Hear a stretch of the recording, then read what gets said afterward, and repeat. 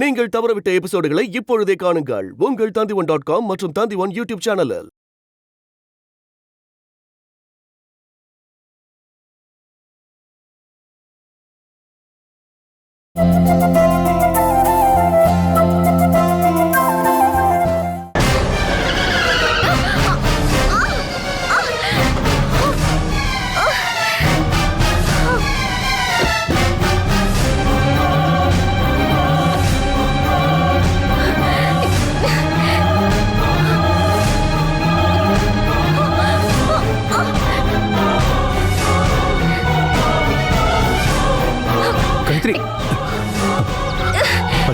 காயத்ரி, உனக்கு எதுவும் ஆகலையே? என்ன நந்தா, நீங்க எங்க பாத்துட்டு வண்டி ஓட்டிட்டு வந்தீங்க? சாரி காயத்ரி, நம்ம ஹாஸ்பிட்டல் போலாமா? வேண்டாம், எனக்கு எந்த பிரச்சனையும் இல்லை. ஒரு நிமிஷம் நீங்க ஸ்பீடா வந்திருந்தீங்கன்னா நான் உங்க கையாலே செத்துருப்பேன். அப்படியெல்லாம் சொல்லாதம்மா. அந்த கேஸ் மட்டும்தான் அவன் பேர்ல வராம இருக்கு, அதையும் வர வச்சிடாத. நான் சும்மா விளையாட்டுக்கு தாம்மா சொன்னேன். நீங்க அவர் கூட இருந்தும் எப்படி இவர் கவனம் இல்லாம வண்டி ஓட்டினாரு? நானா இருந்ததுனால பிரச்சனை இல்லை. எனக்கு ஏதாவது ஆச்சுன்னா நான் யார்கிட்ட எதுவும் சொல்லவும் மாட்டேன். நீ அவன் மேல வச்சிருக்கிற அன்புனால சொல்றேன். ஆனா உனக்கு ஏதாவது ஆயிருந்ததுன்னா உனக்கு வேண்டியவங்க இவனை சும்மா விட்டுருவாங்களா? அதுவும் இல்லாம அவன் கல்யாணத்துக்கான ஏற்பாட்டை பண்ணிட்டு வந்திருக்கோம். அது மத்தவங்களுக்கு தெரிஞ்சா நீ கார் முன்னால விழுந்து தற்கொலை முயற்சி பண்ணேன்னு தானே சொல்லுவாங்க. அம்மா, எதுக்கு இப்ப தேவையில்லாம இதெல்லாம் பேசிட்டு இருக்கீங்க? ஒருத்தங்க அடிபட்டு நிக்கும் போது நம்ம இதெல்லாம் பேசணுமா? என்னம்மா நீங்க? நான் உண்மையை தானடா சொல்றேன். அதுக்காக நீயே என்கிட்ட கோவப்படுற? அம்மா சொல்றது சரிதான். எனக்கு தெரிஞ்சவங்க யாராவது பாத்திருந்தா அவங்க தேவையில்லாம உங்ககிட்ட பிரச்சனை பண்ணிருப்பாங்க. அதான் அப்படி எதுவுமே நடக்கல. நீங்க 2 பேருமே அதிர்ஷ்டசாலிதான். சரி, நான் கிளம்புறேன்.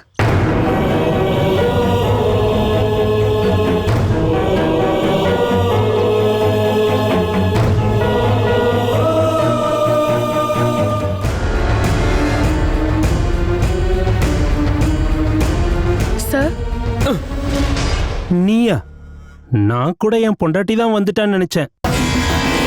ஏய் நந்தினி, ஒரு வீடியோ பார்க்கறியா? பாரு, சூப்பரா இருக்கும். இல்ல வேண்டாம் சார், எனக்கு அங்க நிறைய வேலை இருக்கு. அப்புறம் எதுக்காக நீங்க வந்த?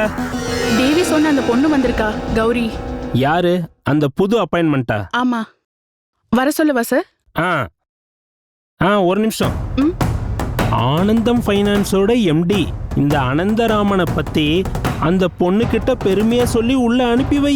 புரியுதா? போ போ.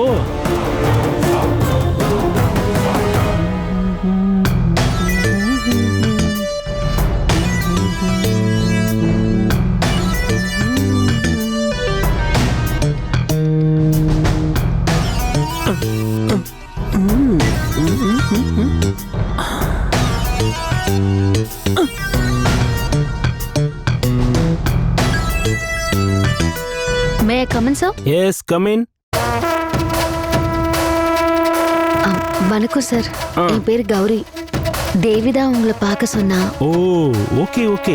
அது நீதானா?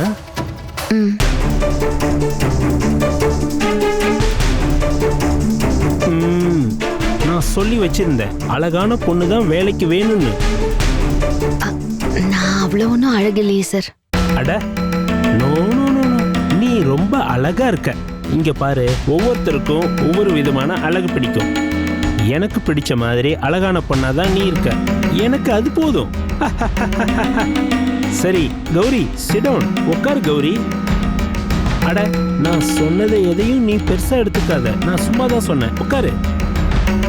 பை த பை, நம்ம விஷயத்துக்கு வரலாம். Sit down. Thank you sir. நீங்க இதுக்கு முன்னாடி ஏதோ டெக்ஸ்டைல்ல ஒர்க் பண்ணீங்கல்ல? ஆமா. ஆனா கௌரி, இங்க உங்களுக்கு சேல்ஸ் கேர்ள் வேலை இல்லை, ஆஃபீஸ் வேலை தான். அந்த வேலையை பத்திலாம் நான் உங்களுக்கு சொல்லித்தரேன். அப்புறம் உங்களை மாதிரி ஒரு பொண்ணை நான் என் கம்பெனியில வேலைக்கு வைக்கிறது என் கம்பெனியோட லாபத்துக்காக தான். அந்த அளவுக்கு இந்த கம்பெனிக்கு நீங்களும் சின்சியரா நடந்துக்கணும். சார் எனக்கு புரியல. அதாவது ஒரு ஃபைனான்ஸ் கம்பெனியை பொறுத்த வரைக்கும் தேவையானது பணம் தான், வட்டிக்கு கொடுக்கிற பணம். அதுக்கு நமக்கு தேவையானது நல்ல நல்ல கஸ்டமருங்க தான். அந்த மாதிரி கஸ்டமரை பிடிக்க வேண்டியது உன்னோட பொறுப்பு. ஐயோ சார், எனக்கு அவ்வளவு பெரிய கான்டாக்ட்ஸ் எல்லாம் இல்ல. அட, அதெல்லாம் நம்ம ஏற்பாடு பண்ணிக்கலாம். இங்க பாரு, அதுக்கு நீ எனக்கு சப்போர்ட் பண்ணா மட்டும் போதும் கௌரி. நம்ம மனசு வச்சா நடக்காததுன்னு எதுவுமே இல்லை கௌரி. உன்னோட இந்த ஆபீஸ் வேலைக்காக 20,000 சேலரி நான் ஃபிக்ஸ் பண்ணியிருக்கேன். அதோட கஸ்டமரை போய் பார்த்தா அதுக்கு தனியா கமிஷன் இருக்கு. நீ மட்டும் முயற்சி பண்ணா மாசம் 40-50,000 சம்பாதிக்கலாம். எனக்கு அவ்வளவு பெரிய ஆசைலாம் இல்லை சார். என்னோட தேவைக்கான பணம் கிடைச்சா அது போதும் எனக்கு. அப்படி சொல்லாத கௌரி. பணம் மட்டும் கைக்கு வந்துட்டா இன்னும் வேணும் இன்னும் வேணுங்கிற ஆசை உனக்கே வர ஆரம்பிச்சிடும். நம்ம இறங்கி முயற்சி பண்ணா மட்டும்தான் நம்ம வாழ்க்கையில ஏற்றமும் மாற்றமும் ஏற்படும் கௌரி. இங்க பாரு, உன்னால அது முடியும். நீங்க சொல்றத கேட்கும்போது ஒரு தடவை ட்ரை பண்ணலாம் தான் தோணுது. போதும், இப்படி தோணுதே அதுவே போதும். நீ விடு, மத்த எல்லாத்தையும் நானே பாத்துக்கிறேன். ஒரு நிமிஷம்.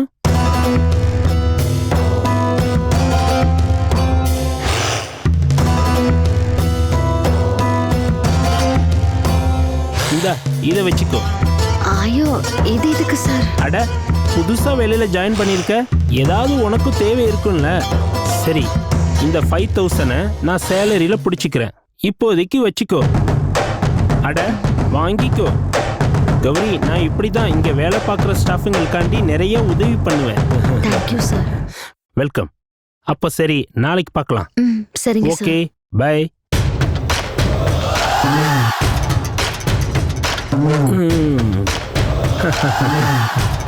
இந்த ஆனந்தம் ஃபைனான்ஸ் கம்பெனியில இன்னிலிருந்து கோடிக்கணக்கான பணம் கொட்டுறதுக்காக கடவுளா பார்த்து அனுப்பி வச்சவதான் நீ. இந்த அனந்தராமன் வாழ்க்கையில இனிமே பணம் மழைதான்.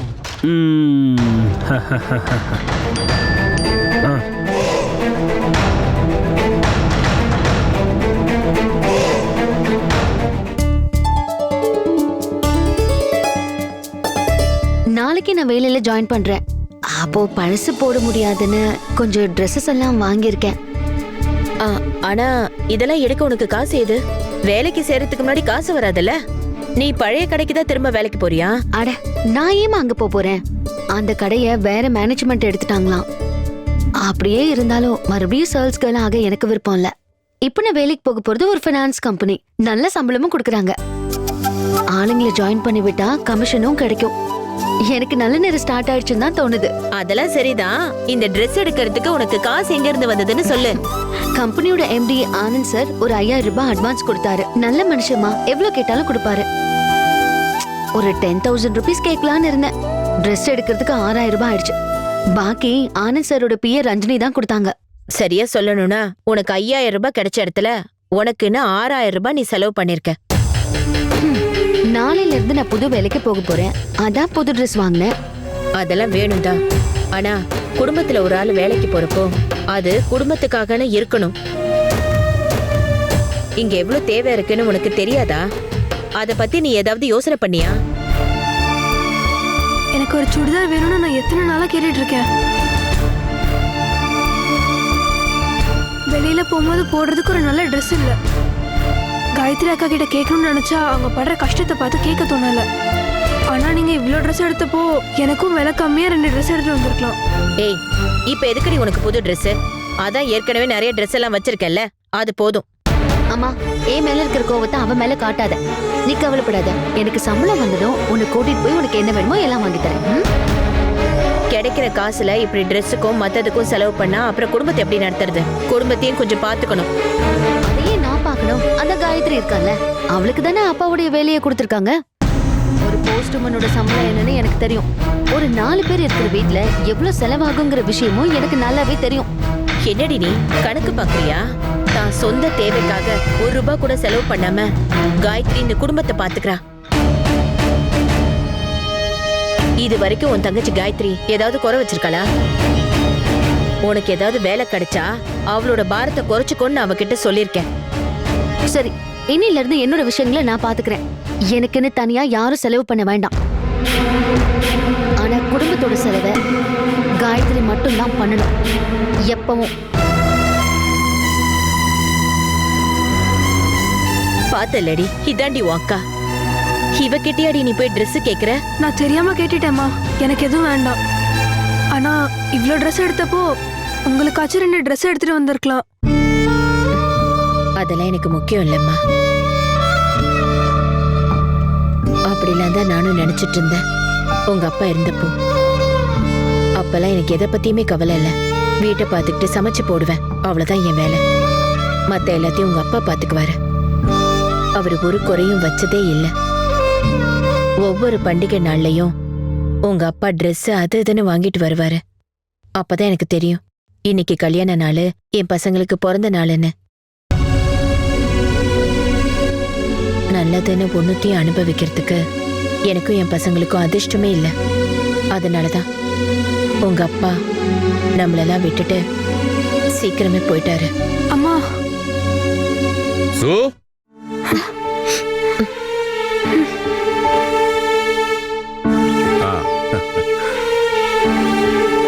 ஆஹா, காலையிலேயே அப்பாவும் பிள்ளைய எங்க போயிட்டு வரீங்க?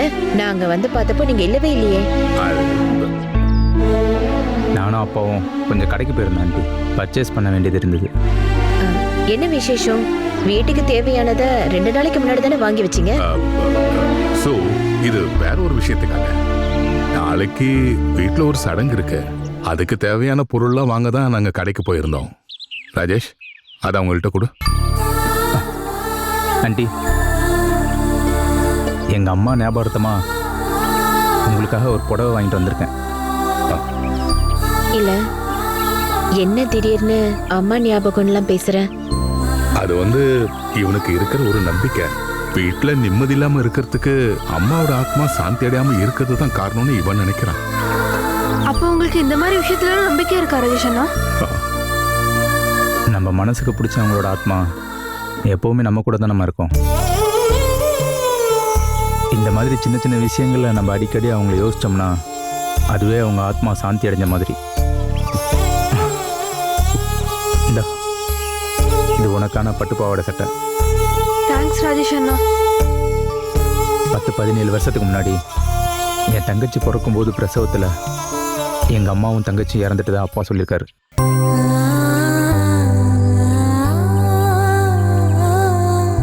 அந்த தங்கச்சி என்னை காவிய ரூபத்தில் தான் பார்க்குறேன்.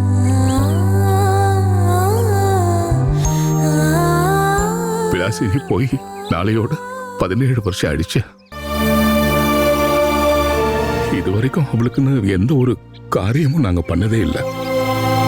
நாளைக்கு அதையெல்லாம் பண்ணணும்னு இவன் ஆசைப்படுறான். காலையில் போய் திதி கொடுக்கணும், எல்லாத்தையும் முடிச்சுட்டு மதியம் படையல் போடணும். நீங்கள் 2 பேரும் நாளைக்கு எங்கள் கூடயே இருக்கணும். அதுக்கு என்ன, நாங்க வரோம். என்ன இருந்தாலும் ராஜேஷ் இந்த முடிவு எடுத்தது நல்லதுதான். இறந்தவங்களுக்கு திதி கொடுக்கறது நல்ல விஷயம்தான். அப்ப சரி, நாங்க அப்படியே வீட்டுக்கு கிளம்புறோம். நீங்க கண்டிப்பா வரணும், வராம இருந்துடாதீங்க. கண்டிப்பா வரேன். எனக்கு ஸ்கூல் இருக்கு, நான் முடிஞ்சதும் வந்துடுறேன். சரி.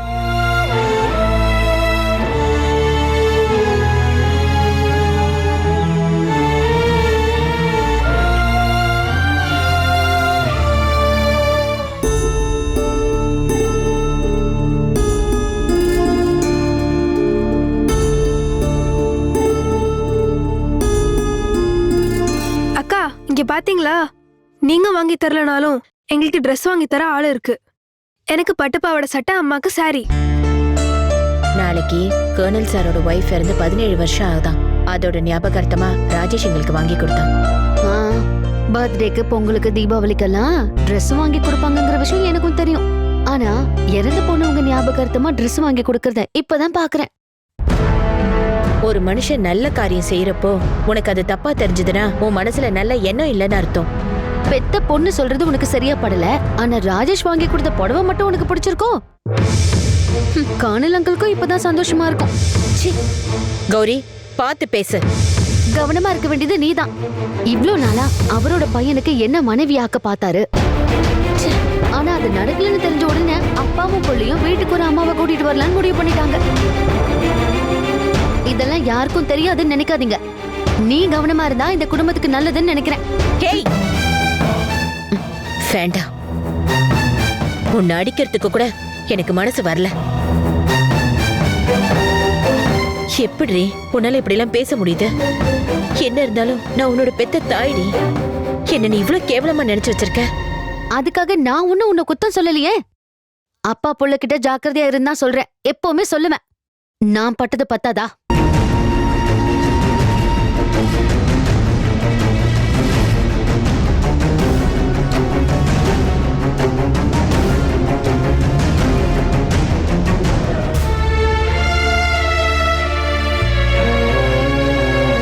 ஏண்டா நீ இப்ப எதுக்கு தேவையில்லாம கல்யாணத்தை பத்திலாம் யோசிச்சுக்கிட்டு இருக்க?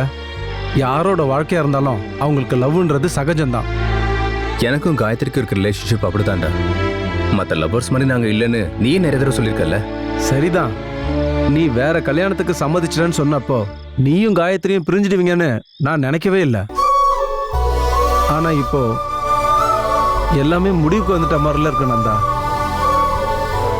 உனக்கு கல்யாணம் முடிவாயிடுச்சுன்ற விஷயத்த முன்னாடியே உங்க அம்மா காயத்ரி கிட்ட சொல்லியிருக்காங்கன்னா நீயும் காயத்ரியும் பிரியறது தான்டா நல்லது. பிரியறதா? காயத்ரியை பிரிஞ்சு நான் வாழ்க்கை ஃபுல்லா பைத்தியக்கார மாதிரி தெரியறதா? அப்படி இருக்க நான் தயார் தான். அதை விட்டுட்டு இதே ஊர்ல வேற ஒரு பொண்ணை கல்யாணம் பண்ணிட்டு நான் வாழணும்னு சொன்னா அது என்னால முடியாது ராகுல். இதெல்லாம் நாளைக்கு நிறைய பிரச்சனை உண்டாகும். டேய், நீ எதுக்குடா தேவையில்லாம யோசிச்சுட்டு இருக்க? காயத்ரி எக்காரணத்துக்கு கொண்டு உனக்கு தொல்லையா இருக்க மாட்டா. ஸ்வேதா கிட்ட உங்க 2 பேரை பத்தி சொன்னதும் அவளே அதை கண்டுக்காதப்போ உனக்கு என்னடா பிரச்சனை? அதை என்னால ஒண்ணு அப்படி ஈஸியா கடந்து போக முடியாதுடா. ஒண்ணு, நான் இந்த ஊரை விட்டு எங்கேயாவது போகணும். இல்லைன்னா காயத்ரியோட நான் வாழணும். அதை விட்டுட்டு வேற எதையும் யோசிச்சு கூட என்னால பார்க்க முடியாதுடா. அதான் உண்மை. எனக்கு புரியுதுடா, ஆனா நம்ம என்ன பண்ண முடியும்? அதுக்காக விருப்பமே இல்லாத ஒருத்தனுக்கு தன்னோட சொந்த பொண்ணை கல்யாணம் பண்ணி வைக்க அவர் ஆசைப்படுவாரா? ஆனா இதெல்லாம் தெரிஞ்சும் அவர் பெருசா எதுவும் பண்ணவே இல்லையே. அதை நான் பண்ண வைக்கிறேன். எப்படி? அதுக்கு வழி இருக்கு. அந்த ஒரே வழிதான் நமக்கு இருக்கு. அதை நான் செய்வேன்.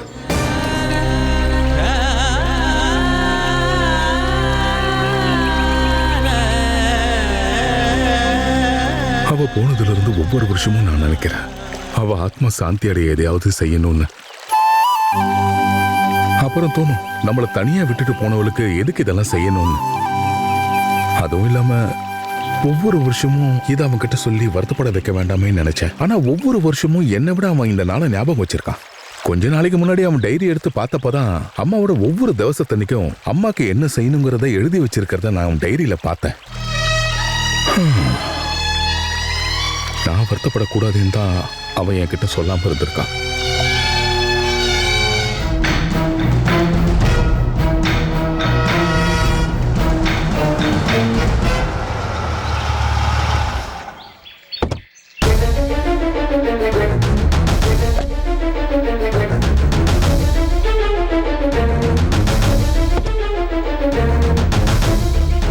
வணக்கம் சார்.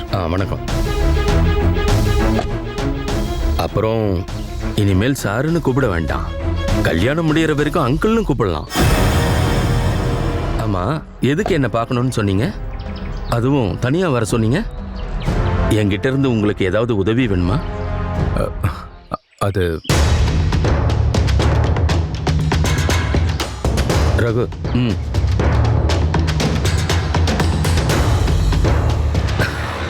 அவன் இருந்தாலும் எந்த பிரச்சனையும் இல்லை. நல்ல விசுவாசி. இருந்தாலும் உங்களுக்கு சங்கடம் வரக்கூடாது இல்லையா? இப்ப சொல்லுங்க. அது நான் ஒரு ஹெல்ப் கேட்டு தான் வந்திருக்கேன்.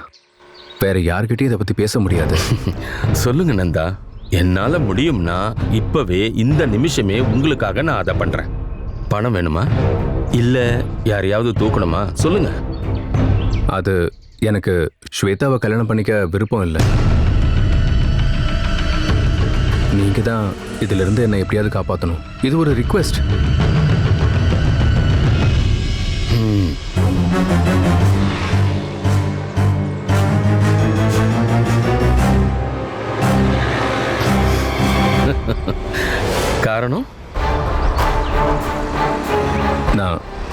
இதை பற்றி ஸ்வேதா கிட்டேயும் சொல்லியிருந்தேன். நான் ஒரு பொண்ணை லவ் பண்ணுறேன். அவ்வளோதானா விஷயம்? மனுஷங்களோட மனசை மாற்றிக்கிறதுக்கு எவ்வளோ நேரம் ஆகிட போகுது? அவள் ஒரு போஸ்ட் உமன். டெக்னாலஜி வளர்ந்த இந்த காலத்தில் அந்த டிபார்ட்மெண்ட்டையே இழுத்து மூடிட போகிறாங்க. எனக்கும் என் பொண்ணுக்கும் உங்கள் பாஸ்ட்டை பற்றி கவலையே இல்லை. இன்னும் டைம் இருக்கு. என்னைக்கு நீங்க இந்த முகுந்தனோட மருமகன் ஆகுறீங்களோ அன்னையிலிருந்து உங்க மனசுல அவ இல்லாம இருந்தாலே போதும். சாரி சார், நான் சாகிற வரைக்கும் என்னால் அவளை மறக்கவே முடியாது. அதை யாருக்காகவும் எப்பவும் மாற்றிக்கவும் முடியாது. இது மனசு சம்மந்தப்பட்ட விஷயம் சார். அங்கே காசுக்கும் பணத்துக்கும் ஒரு வேலையும் இல்லை சார். தயவு செஞ்சு நீங்கள் இதை புரிஞ்சுக்கணும். உங்களை விட நல்ல மருமகன் எனக்கு கிடைக்க மாட்டான்னு இல்லை. நான் என் விரலை சொடக்கினா போதும் கியூல நிற்பாங்க. அந்த அளவுக்கு இந்த சொசைட்டியில் எனக்கு பேர் இருக்கு.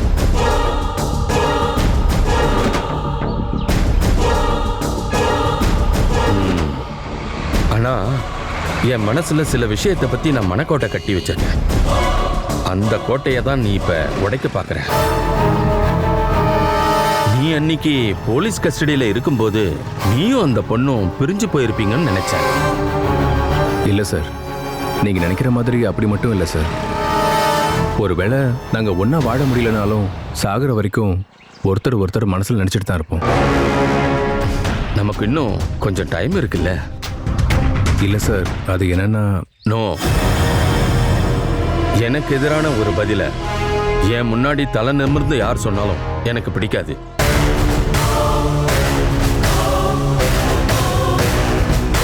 நீ இன்னும் நல்லா யோசிச்சு உன் முடிவை உங்க அம்மா கிட்ட போய் சொல்லு. ரகு,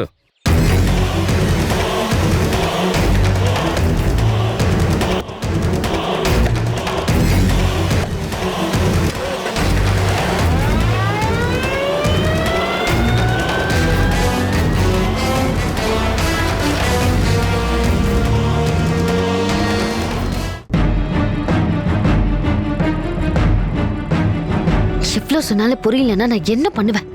சொந்த வீட்டுல 1000 பிரச்சனை இருக்கு. அதெல்லாம் சொன்னா நம்மளையே குத்தம் சொல்லுவாங்க.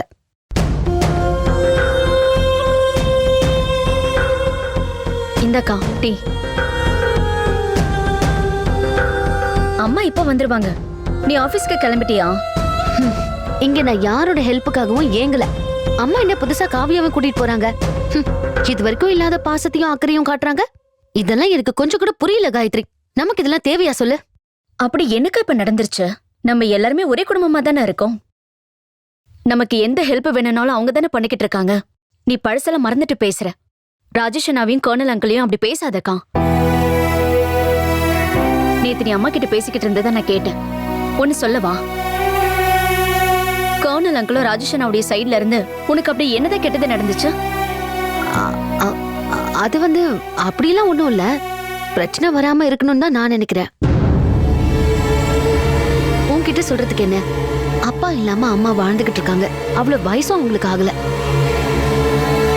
பொண்டாட்டி சேர்த்து 17 வருஷமான கர்னல் அங்கிள் இப்ப அத மனசுல வச்சுக்கிட்டு அம்மாவுக்கும் காவியாவுக்கும் மகனோட கையால Dress வாங்கி கொடுக்கறாருன்னா எனக்கு இதுல சந்தேகமா தான் இருக்கு. என்ன சந்தேகம்?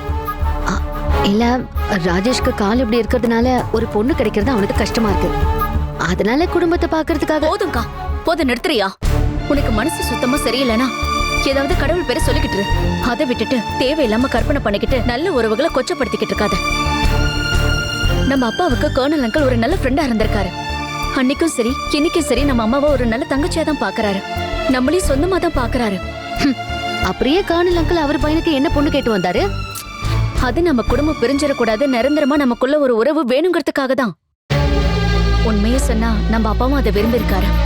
இதுக்கப்புறம் நம்ம 2 குடும்பத்தை பத்தியும் தப்பான எண்ணங்களை உன் மனசுல தேவையில்லாம நீ வளர்த்துக்கிட்டு இருக்காது, சரியா? அது பாவம், ரொம்ப பெரிய பாவம். காயத்ரி, சொந்தத்துக்காக அவ்வளவு முக்கியத்துவம் கொடுக்கறல, அப்ப நீயே ராஜேஷ கட்டிக்க வேண்டியதானே? நந்தா வயதுக்கு அப்புறம் நீ எப்படியும் கட்டிக்க போறது இல்ல. ராஜேஷ் நீ கட்டிக்கிட்டேன்னா நீ சொன்ன மாதிரி 2 குடும்பமும் ஒன்னாயிடும். என்ன பதில் சொல்லு? இதுக்கான பதில் இப்ப நான் உனக்கு சொல்ல போறதில்ல. அதுக்கு ஒரு நேரம் வரும், அப்ப நான் உன்கிட்ட சொல்றேன்.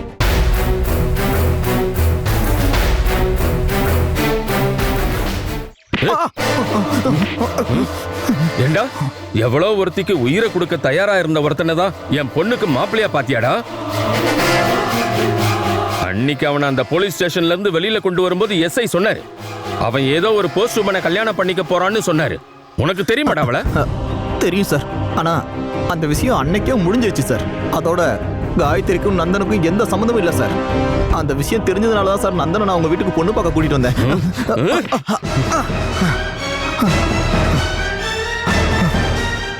ஆனா அவன் அந்த காயத்ரியை தான் கல்யாணம் பண்ணிக்க போறேன்னு சொல்றான். இன்னும் நான் அதை என் பொண்ணுகிட்ட இதுவரைக்கும் சொல்லல, யாருகிட்டயுமே சொல்லல. அதுக்கான சந்தர்ப்பமும் வரவே கூடாது, புரியுதா? அந்த காயத்ரிங்கிற பொண்ணை கொன்னாவது நந்தனோட காதல் கதையை முடிக்கணும். ஐயோ சார், ஐயோ வேணாம் சார். சார் அது என்னோட மருமக சார், என் சொந்த அக்காவோட பொண்ணு சார். அவதான் சார் அந்த குடும்பத்தையே பாத்துக்கிறா. அவளுக்கு ஏதாவது ஒண்ணு ஆச்சுன்னா அவங்க நிலைமை மோசமாயிடும் சார். உன்னோட சொந்த மருமகளா இருந்தோம் அவளோட காதலை அழிச்சு நந்தனை எதுக்காக எங்க வீட்டுக்கு கூட்டிட்டு வந்த? அது வந்து சார், நந்தனோட அம்மாவுக்கு காயத்ரியை பிடிக்காது. காயத்ரி என்னன்னா அக்காவுக்கு கல்யாணம் முடிஞ்சதுக்கு அப்புறம் தான் கல்யாணம் பண்ணிக்க போறதா சொல்லிட்டு இருக்கா.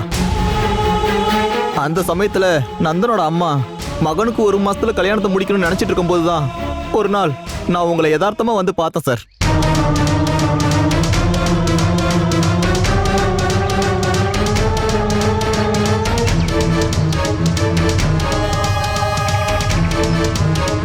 உங்க பொண்ணை பத்தி சில விஷயங்கள் எனக்கு ஏற்கனவே தெரியும் சார். அதனால தான் நந்தனங்க கூட்டிட்டு வந்தா 2 பிரச்சனையும் சரியாயிரும்னு நினைச்சேன் சார். இப்ப நம்ம என்ன பண்றதுடா? இதுவும் நின்னு போச்சுன்னா என்னோட பொண்ணுக்கு இன்னொரு மாப்பிள்ளைய பாக்குறது நடக்காத காரியமாயிடும். நந்தா அன்னைக்கு பொண்ணு பார்க்க வரும்போது அவங்க அம்மா எனக்கு ஒரு வாக்கு கொடுத்தாங்க. அது நடக்கலன்னா பெரிய பிரச்சனை தான்னு நீ போய் நந்தனுடைய அம்மா கிட்ட சொல்லணும். அம்மா மேல பாசம் வச்சிருக்கிற மகனா இருந்தா நந்தன் அதை கண்டிப்பா ஒத்துப்பான் இல்லடா பிரசன்னா? கண்டிப்பா ஒத்துப்பான் சார். நந்தனோட அம்மா அவங்கிட்ட ஏதாவது சொன்னா அவன் அதை மீறவே மாட்டான் சார். அப்ப நீ நேரத்தை வீணாக்காத, உடனே போய் சொல்லு. அங்க என்னென்ன நடக்குதுன்னு அப்பப்ப என்கிட்ட சொல்லணும். சரி சார்.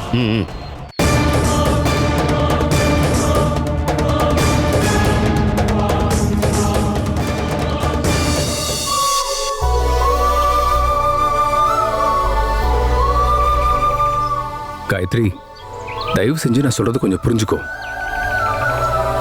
கல்யாணம் பண்ணிக்கிறதுக்காக ரெஜிஸ்டர் ஆஃபீஸ் கிளம்பும் போது மனு கேஸ் சம்பந்தமா போலீஸ் என்ன பிடிச்சிட்டு போயிட்டாங்க. அதுல எனக்கு ஒரு சந்தேகம் இருக்கு. அதுக்கு அடுத்த நாளே என்ன முகுந்தன் சார் வீட்டுக்கு பொண்ணு பார்க்க கூட்டிட்டு போனாங்க. அது என்ன அவர் போலீஸ் ஸ்டேஷன்ல இருந்து காப்பாத்தினதுக்காக. ஸ்வேதா கிட்ட நம்ம ரிலேஷன்ஷிப் பத்தி நான் சொல்லியிருந்தேன். ஆனா அவ அதை சீரியஸாவே எடுத்துக்கல. அதனால இன்னைக்கு முகுந்தன் சாரை நேரில் பார்த்து நான் எல்லாத்தையும் சொல்லிட்டேன். இனி எதுக்கும் பயப்பட வேண்டாம். இல்ல நந்தா, அந்த சிக்கல்ல இருந்து நீங்க அவ்வளவு சீக்கிரம் தப்பிக்க முடியும்னு எனக்கு தோணல. உங்களோட அம்மா முகுந்தன் சாருக்கு நேரடியா வாக்கு கொடுத்திருக்காங்கல்ல. அதனாலதான் நான் முகுந்தன் சாரை நேரில் பார்த்து எல்லா விஷயத்தையும் சொல்லிட்டேன். அம்மா வாக்கு கொடுத்ததுக்காக என் மனசுக்கு சுத்தமா பிடிக்காத ஒரு கல்யாணத்தை நான் பண்ணிக்க முடியுமா?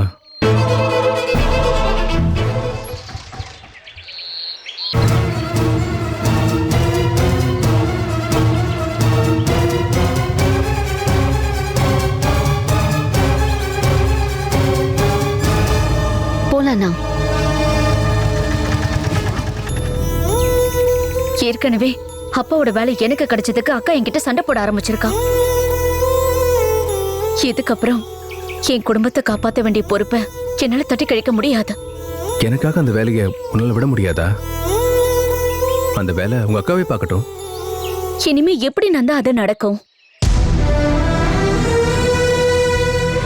அப்பாவோட வேலை எனக்கு கிடைக்க நாங்க எவ்வளவோ கஷ்டப்பட்டோம். அந்த வேலைய அக்காவுக்கு மாத்தி கொடுக்கறதெல்லாம் அவ்வளவு ஈஸியான விஷயம் இல்ல.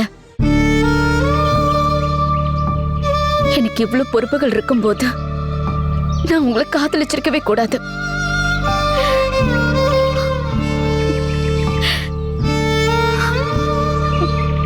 எனக்கும் வருத்தம் இருக்கு நந்தா. ஆனா என் குடும்பத்தை விட்டுட்டு ஒரு முடிவெடுக்க என்னால முடியாது. முகுந்தன் சாருடைய பொண்ணு ஸ்வேதாவை நீங்க கல்யாணம் பண்ணிக்கோங்க. அதுக்கு என்னுடைய வாழ்த்துக்கள்.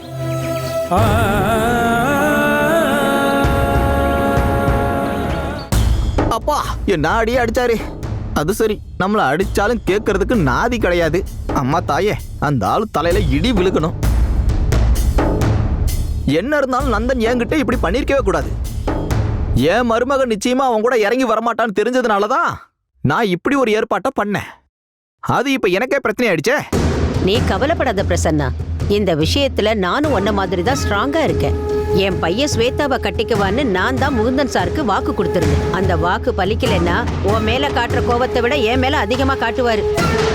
அவர் அந்த கோவத்தெல்லாம் உங்ககிட்ட காட்ட மாட்டாரு, உங்க பையன்கிட்ட தான் காட்டுவாரு. பாசம் வச்சா உயிரையும் கொடுப்பாரு. அப்படி இல்லனா உயிரை எடுக்க கூட தயங்க மாட்டாரு. அதுதான் அந்த ஆள்கிட்ட இருக்கிற பிரச்சனையே.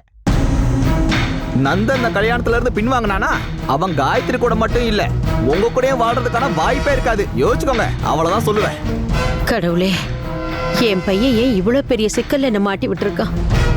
இவ்வளவு நடந்ததுக்கு அப்புறமும் அவரோட பொண்ணுக்கு நந்தன் தான் மாப்பிள்ளைன்னு முகுந்தன் சார் முடிவோட இருக்காரா? ஆமாக்கா, அவரு தெளிவா இருக்காரு. அவங்க சொந்தக்காரங்க கிட்ட எல்லாம் சொல்லி வேற வச்சுட்டாரு. என்கிட்ட என்ன சொன்னாரு தெரியுமா? நந்தனோட காதலி தான் பிரச்சனைனா அவ கதையை முடிச்சிருட்டாரு. அப்பதான் அவ என் மருமகனே நான் அவர்கிட்ட சொன்னேன். இதுக்கப்புறம் அவன் நந்தனை தேடி போக மாட்டான்னு நான் வாக்கு கொடுத்துட்டு வந்துட்டேன். காயத்ரி விஷயத்தை நான் பாத்துக்கிறேன். உங்ககிட்ட கடைசியா ஏதாவது ஆயுதம் இருந்தா அதை உங்க மகனுக்கு எதிராக பயன்படுத்துங்க. வேற வழியே இல்ல. சரி பிரசன்னா, நீ போயிட்டு வா. இன்னைக்கே நந்தனோட பேசி நான் ஒரு முடிவு எடுக்கிறேன். இல்லனா நான் அவ அம்மாவே இல்லை. அது போதும்க்கா. நீங்க மட்டும் ஒரு நல்ல முடிவு எடுத்தீங்கன்னா இந்த கல்யாணம் சீக்கிரமாவே நடந்துரும். சரி, அப்ப நான் கிளம்புறேன்க்கா.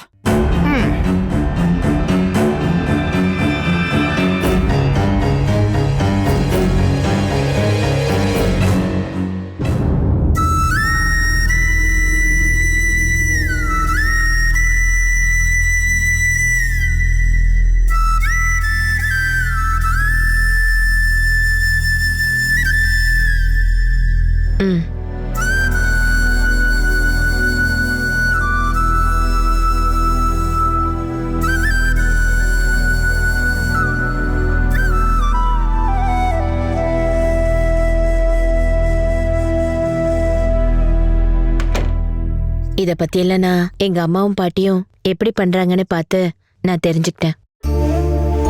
அப்பெல்லாம் இறந்தவங்களுக்கு திதி கொடுக்கணும்னு வந்தா அம்மா ஊர்ல இருக்க எல்லாரையும் கூப்பிடுவாங்க. அவங்களுக்கு பிடிச்ச சாப்பாடு எல்லாத்தையுமே செஞ்சு வைப்பாங்க. திதி முடிஞ்சதுக்கு அப்புறம் எல்லாருமா ஒன்னா சேர்ந்து சந்தோஷமா சாப்பிடுவாங்க. ஆனா அப்பாக்கு அம்மா இந்த மாதிரி எதுவும் பண்ணதே இல்ல. பிரசன்னா மாமா தான் அதெல்லாம் பண்ணுவாரு. அம்மா கதவை சாத்திட்டு ரூம்ல தான் இருப்பாங்க. அது அப்பா போய் கொஞ்ச நாள் தானே ஆகுது. எப்பவுமே கூட இருக்கிற ஒரு ஆளுக்கு எதுக்குமா அதெல்லாம் பண்ணணும்? சாரிம்மா, எதையும் யோசிக்காம இப்படி எல்லாம் பேசிட்டேன். பரவாயில்ல, விடுமா. சரி வாங்க, நம்ம போய் மத்த வேலையை பார்க்கலாம். அடுத்து வரவங்கள நம்ம கவனிக்கணும்ல, வாங்க.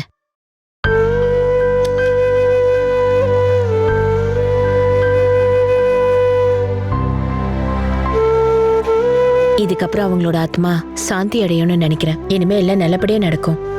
இந்த மாதிரி ஒன்னா சேர்ந்து பூஜை பண்றப்பதான் இறந்து போனவங்க சந்தோஷப்படுவாங்க. நான் இதெல்லாம் இப்பதான் பாக்குறேன் ஆண்டி. எங்க தாத்தா பாட்டி வீட்டுலலாம் இந்த மாதிரி இல்ல. எல்லாம் இருந்ததுடா.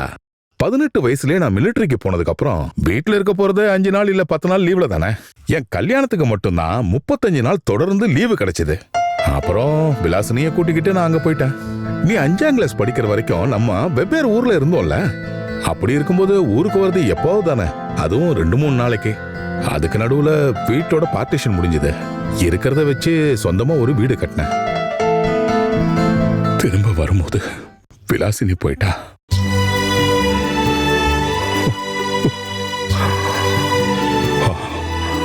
அப்புறம் இந்த சாங்கியம் சம்பிரதாயம் இது எல்லாத்தையும் நான் விட்டுட்டேன்.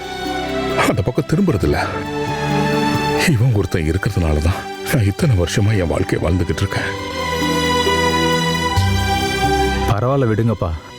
இன்னையிலிருந்து அம்மாவோட மனசும் ஆத்மாவும் நம்ம கூட தான் இருக்கும். இப்பதான் என் மனசுக்கு ரொம்ப நிம்மதியா இருக்கு. அம்மா என் கூடயே இருக்க மாதிரி இருக்கு. அப்பாவுக்கு அது போதும்டா. நீ எப்பவும் சந்தோஷமா இருக்கணும். அதுக்காக தானடா நான் உயிரோடயே இருக்கேன்.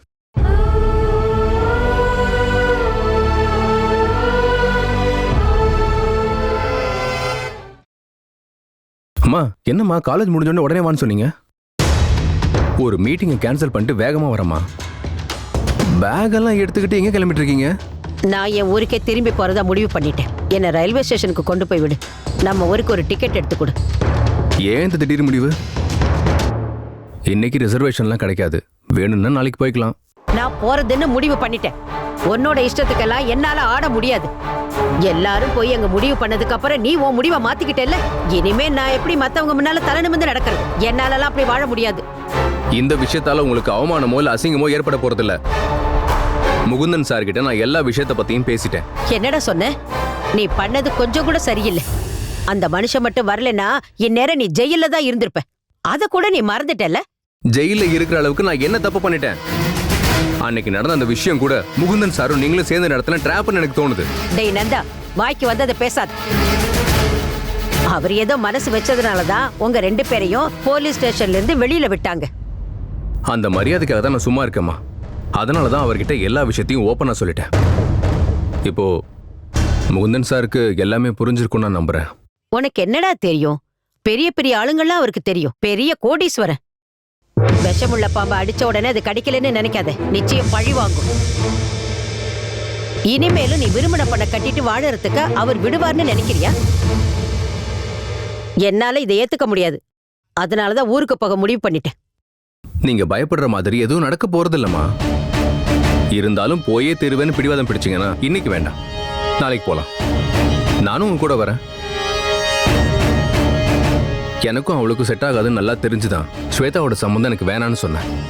அதே மாதிரி நான் ஆசைப்பட்ட வாழ்க்கை எனக்கு கிடைக்கும்னு எனக்கு நம்பிக்கையே இல்லை. அதனால நானும் உங்க கூடயே வந்துடலான்னு முடிவு பண்ணிட்டேன். நீ உண்மையதான் சொல்றியா? ஆமா. இங்க ஒரு சில வேலைகளை முடிக்க வேண்டியது இருக்கு. லீவ் எடுக்கணும். அப்புறம் ஹவுஸ் ஓனருக்கு இன்ஃபார்ம் பண்ணணும்.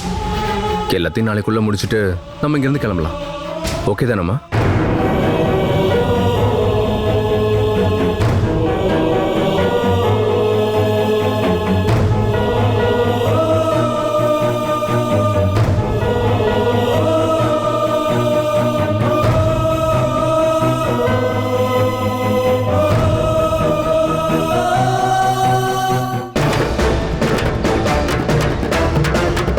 சார், நாளைக்கு அவங்க கிளம்புறாங்க. நீங்க ஏதாவது பண்ணலனா நந்தனோட அம்மாவால எதுவுமே பண்ண முடியாதுன்னு அவங்க என்கிட்ட சொன்னாங்க சார். பண்றதுக்கு நிறைய விஷயம் இருக்குடா. இந்த முகுந்தன் மேனனை ஏமாத்துறோம்னு நினைக்கிறவனை பரலோகத்துக்கு அனுப்பிடுவேன். அப்படி இல்லைனா இனிமேல் இந்த ஜென்மத்துல அவன் சொந்த காலில் நடக்க முடியாதபடி நிரந்தரமா படுத்த படுக்கையாக்கிடுவேன். ஆனா அப்படிலாம் பண்ணா நாம நினைச்ச காரியம் நடக்காது.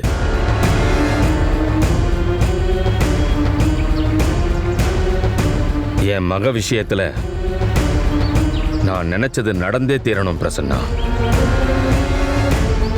அவனோட காதலி இருக்கால்ல, உன் மருமக காயத்ரி,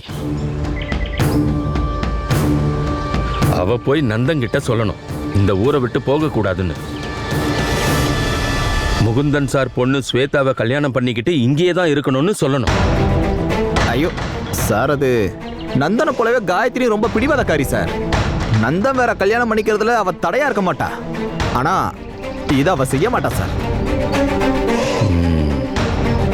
செய்யறதுக்கான வழியை கண்டுபிடிக்கணும் பிரசன்னா. முடிஞ்ச அளவுக்கு சொல்லிப்பாரு, இல்லைன்னா மிரட்டிப்பாரு. அப்படியும் நடக்கலனா நீ அதை விட்டுடு.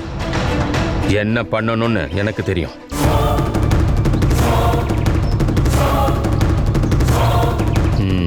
குடும்பத்துக்காக உழைக்கிறவல்ல வா. அந்த குடும்பத்துல ஏதாவது பிரச்சனை வந்தா அவ தாங்குவாளா? இல்ல, அவ அப்படி பண்ண மாட்டா சார். குடும்பத்துக்காக தன்னோட வாழ்க்கையவே தியாகம் பண்ணவ சார் அவ. அதனால தானே நந்தனையா அவ வேணான்னு சொல்லிட்டா. அவ இவ்வளோ பண்ணியிருக்காள்னா கண்டிப்பா காயத்ரி இதையும் பண்ணுவா.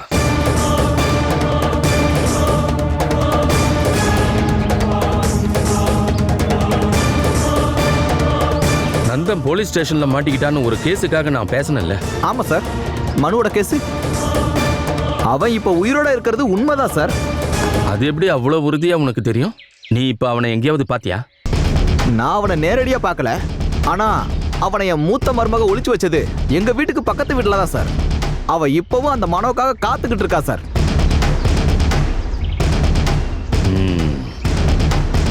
உன் மூத்த மருமகளுக்கும் மனுவுக்கும் என்ன சம்பந்தம்? அந்த மனோவை கல்யாணம் பண்ணிக்க இருந்தவ தான் சார் காயத்ரியோட அக்கா கௌரி. அந்த கல்யாணம் 2 வாட்டி நின்னதும் கௌரிக்கு மன ரீதியான பிரச்சனை வந்துருச்சு. அப்புறம் மனோ ஒருத்தனை கொண்டுட்டு தலைமறைவா இருந்ததும் அதோட அவன் இறந்து போயிட்டான்னு டெட் பாடி எரிச்சிட்டாங்கன்னு உங்கள்கிட்ட நான் சொல்லிட்டேனே சார். ஆமா, ஆனா சொல்லாம இருந்தது கௌரிக்கும் மனோவுக்கும் உள்ள உறவை பத்தி. அவன் திரும்பி வந்ததும் கௌரி மனோவை ஒளிச்சு வச்சதை பத்தியும் சொல்லல. எப்படியோ கதை நல்லா இருக்கு. இப்பவும் கௌரி அவன் வருவான்னு காத்துட்டு இருக்கா சார். அவங்க ஓடி போலான்னு ஒரு முடிவுல இருந்தாங்க. ஆனா இனிமே அது நடக்கிறதுக்கான வாய்ப்பே இல்லை சார். சரி பிரசன்னா, நீ போயிட்டு வா. நீ போய் காயத்ரி கிட்ட சொல்லு, சொந்த குடும்பத்து மேல அக்கறை இருந்ததுன்னா அந்த மேனன் சாரை பகச்சிக்காம நந்தனை விட்டு விலக சொல்லு. சரிங்க சார், நான் என்னால முடிஞ்ச அளவுக்கு சொல்லிடுறேன். வேணா அவங்க அம்மாவை விட்டு நான் சொல்ல வைக்கிறேன். அது போதுல சார்? போதும். நந்த இந்த ஊரை விட்டு போக மாட்டான், அது எனக்கு நல்லா தெரியும். சரிங்க சார், அப்ப நான் கிளம்புறேன்.